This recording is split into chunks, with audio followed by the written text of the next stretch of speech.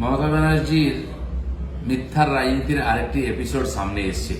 তিনি সোশ্যাল মিডিয়ায় লিখিতভাবে জানিয়েছেন পানিহাটির কোনো একজন বয়স্ক ব্যক্তি নাকি এনআরসির ভয়তে আত্মহত্যা করেছেন।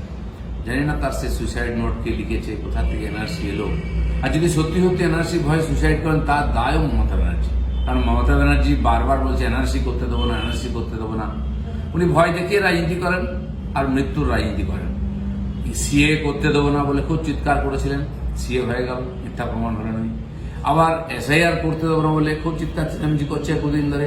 তার নেতা নেত্রীরা বিপ্লবী হয়ে গেছেন, বড় বড় ডায়লগ দিয়ে এমন ভাব করছেন যেমন তাদের কথাতেই দেশ চলে। এসআইআরও ঘোষণা হয়ে গেল এবং তার পার্টির তরফ থেকে 5,500-এর বেশি বিএলএ টুর নাম পাঠিয়ে দেওয়া হয়েছে। আমার মনে হয় সময়ের সঙ্গে সঙ্গে বাকিও পাঠিয়ে দেবেন, কারণ এটা হবেই। ইলেকশন কমিশন ঠিক করেছে, আটকাতে পারলেন না, তাই নতুন মিথ্যা সামনে নিয়ে এসে লোককে ভয় দেখাবার চেষ্টা করছেন, সাধারণ মানুষকে বিভ্রান্ত করার চেষ্টা করছেন।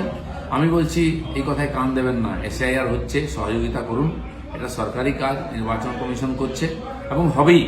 এটা করাটা একজন নাগরিকের দায়িত্ব, তাই সবাই সহযোগিতা করে এসআইআরকে সফল করুন। ফলো করুন সংবাদ প্রতিদিন ডিজিটাল।